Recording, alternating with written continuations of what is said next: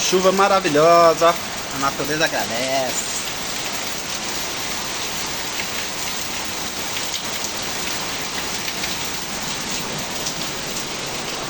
Agora eu vou fazer.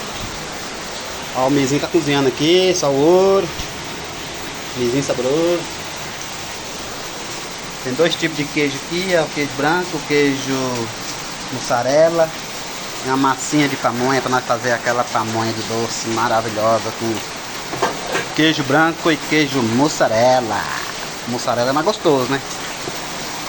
E tem outra baciona ali cheia para mim fazer de temperada com sal. Tchau, obrigado. Quem gosta de pamonha aí, comenta.